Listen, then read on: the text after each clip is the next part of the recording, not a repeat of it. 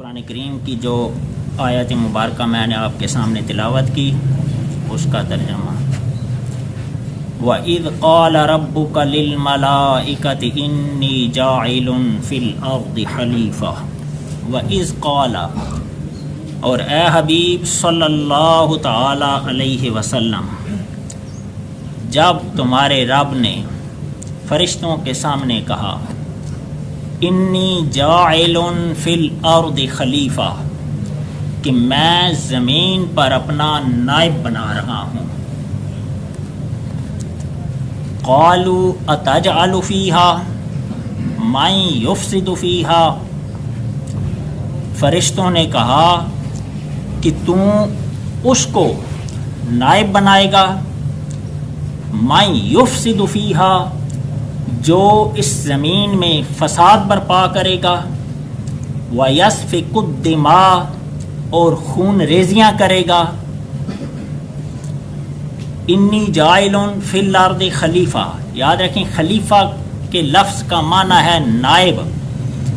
سرکار پیر و مرشد حضرت ابو انیس محمد برکت علی لدھیانوی رحمۃ اللہ تعالی، آپ سرکار فرماتے ہیں کہ خلیفہ کے پاس دو چیزوں کا ہونا بہت ضروری ہے. دو چیزوں کے بغیر خلافت نامکمل رہتی ہے.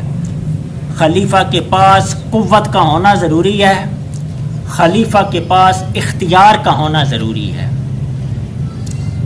فرشتوں نے جو بات کی اس سے اللہ تبارک و تعالی ہمیں دو باتیں سمجھانا چاہتا ہے کہ ایک فساد فی الارض، یہ بہت ہی بری چیز ہے کہ اس وقت فرشتوں نے جو انسان پر سب سے بڑا اعتراض کیا وہ یہ کیا کہ فساد فی الارض، یہ انسان جس کو تو خلیفہ بنا رہا ہے، اس کی اولاد اور اس میں سے بعض لوگ زمین میں فساد برپا کریں گے.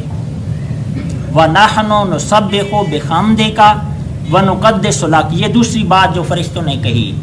وَنَحْنُ نُسَبِّحُ بِحَمْدِكَ، اور ہم ہیں تیری تعریف کرنے والے، تیری تعریف کے ساتھ تیری حمد بیان کرنے والے ہم ہیں.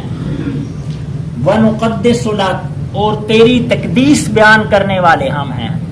یعنی تخلیق آدم کے وقت جب اللہ تعالیٰ نے فرشتوں کے سامنے آدم علیہ السلام کا تصور پیش کیا اور تعارف کرایا، جب آدم علیہ السلام کا تعارف کرایا تو فرشتوں نے دو باتیں کی. ایک، یہ زمین میں فساد برپا کرے گا. دوسرا، ہم ہیں تیری تسبیح کے لیے، تیرے ذکر کے لیے، تیری تقدیس کے لیے. تو گویا اللہ تعالیٰ نے اس کائنات کو پیدا کیا، آدم کو اس زمین پہ اتارا اور سب سے افضل نائب اپنا جناب رسالت مآب صلی اللہ علیہ وسلم کی صورت میں مبعوث کیا، تو صرف اپنی تقدیس اور اپنے ذکر کے لیے. اور خلیفہ اعظم بنایا جناب رسالت مآب صلی اللہ تعالی علیہ وسلم کو. خلیفہ کے پاس قوت اور اختیار کا ہونا ضروری ہے. حضرت ابو علی شاہ قلندر رحمۃ اللہ تعالی علیہ، آپ کا ایک مرید الہ الدین خلجی کا زمانہ تھا، سڑک پہ جا رہا تھا، وزیر کی ایک بگی جا رہی تھی، وزیر کے اس سواری کے آگے اس کا چوبدار لوگوں کو آگے سے ہٹا رہا تھا. ابو علی شاہ قلندر کا ایک ملنگ جو ذکر الہی کی مستی میں آگے جا رہا تھا، اس کو اس چوبدار نے، وزیر کے چوبدار نے کوڑے مارے. یہ بہت مشہور واقعہ تاریخ کی کتابوں میں آیا، اور علامہ محمد اقبال اسرار الرموز میں ڈاکٹر علامہ اقبال نے اس واقعہ کو بڑی تفصیل کے ساتھ نظم کیا ہے. تو جب اس وزیر نے کوڑے مارے، اس کے سر سے خون بہنے لگا. وہ اسی طرح ابو علی شاہ قلندر رحمۃ اللہ تعالی علیہ کی بارگاہ میں حاضر ہوا. وہ کہنے لگا حضور میں آپ کا غلام ہوں، اس بادشاہ کے وزیر نے مجھ کو کیوں کوڑے مارے ہیں؟ آپ جلال میں آ گئے، اپنے منشی کو بلایا. خامہ را برگیر و فرمانے نویس، فرمایا قلم اٹھا اور حکم نامہ لکھ. عام لوگ بادشاہوں کی خدمت میں عرضیاں لکھتے ہیں، آپ نے فرمایا خامہ را برگیر و فرمانے نویس از فقیرے سوئے سلطان نویس، فقیر کی جانب سے सुल्तान वक्त को हुक्मनामा लिख। उसमें फिर फरमाया लिख बाजगीरी आमिले बद को हरे वरना बख्शम मुल्क तू बा दीगरे। इस बदजात वजीर को पकड़ और बरतरफ कर, वरना कल को दिल्ली के तख्त पर मैं तेरी जगह किसी और को बिठा दूंगा। ये होती है कुव्वत, ये होता है इख्तियार जो खलीफा को, और खलीफा को ये इख्तियार जिक्र इलाही की बदौलत मिलता है। फरिश्तों ने यही कहा कि वनहनु नुसब्बिहु बिहम्दिका व नुक़द्दिसु लक, कि हम तेरी तस्बीह और तकदीस के लिए काफ़ी हैं।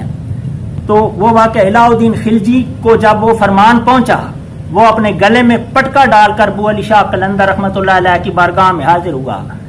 उसने आपसे माफ़ी मांगी और उस बदजात वजीर को बरतरफ किया। क्यों? उसको यकीन था कि अगर मैं ऐसा नहीं करूंगा तो ये हुकूमत मेरे पास नहीं रहेगी। हुकूमतों के तख्त फ़कीरों की ठोकरों से बनते और बिगड़ते हैं, और फ़कीरों को अल्लाह ताला ये ताकत देता है ज़िक्र इलाही की बदौलत। रोज़े अव्वल भी फरिश्तों ने यही कहा कि तू आदम को पैदा कर रहा है, इसकी औलाद ज़मीन में फसाद बर्पा करेगी। वनहनु नुसब्बिहु बिहम्दिका व नुक़द्दिसु लक, हम हैं तेरी तस्बीह बयान करने के लिए, तेरी तकदीस बयान करने के लिए। अल्लाह ताला ने कहा इन्नी आलमु मा ला तालमून, कि जो कुछ मैं जानता हूँ वो तुम नहीं जानते। इस इंसान पे कितनी आजमाइश आएगी ये मेरा जिक्र नहीं भूलेगा, कितनी तकलीफें आएंगी ये मेरा जिक्र नहीं भूलेगा। तुम उन तकलीफों से नाशना हो, तुम्हें तस्बीह पे लगा दिया गया है, तुम तस्बीह कर रहे हो। ये करबला की गर्मी होगी, बच्चों पे इब्तलाए आजमाइशें होगी, पानी बंद होगा, मगर फिर भी मेरे जिक्र और तस्बीह इसकी ज़बान पे जारी होगा।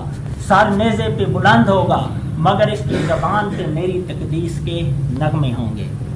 हमारा ताल्लुक़ फैसलाबाद दरबार आलिया दारुल एहसान हज़रत अबू अनीस मोहम्मद बरकत अली लुधियानवी रहमतुल्लाह ताला अलैहि की तबलीगी जमात से है। तो हमें मरकज़ की तरफ से ये हदायत हुई है कि आप तमाम मसाजिद में ज़िक्र के प्रोग्राम करें। अल्लाह ताला ने इस दुनिया में हमें ज़िक्र के लिए भेजा, और जिस तरह हर घर में शाम का खाना पकना ज़रूरी है, इसी तरह हर घर में ज़िक्र की महफिल ज़रूरी है। आज हम लोग दीन से दूर हो रहे हैं। ज़िक्र दीन से करीब करता है, इल्म से करीब करता है, और अल्लाह ताला ने ज़िक्र और इल्म को इंसानी फजीलत का मायार मुकर्रर किया है। तो हर घर में शाम को बीवी बच्चों के साथ, ज़्यादा अपने मेहमानों को इनवाइट नहीं करना, अपने बीवी बच्चे भाई जो घर में 4 आदमी हैं, 5 है, 6 हैं, 2 हैं, खाने के बाद बैठें, अल्लाह का जिक्र, मारूफ कलमात सुबहान अल्लाह अल्हम्दुलिल्लाह अल्लाह अकबर, ये जो कलमात आप जानते हैं वो पढ़ें, दरूद पाक पढ़ें, और ये महफिल आपके घर में रोज़ाना होनी चाहिए।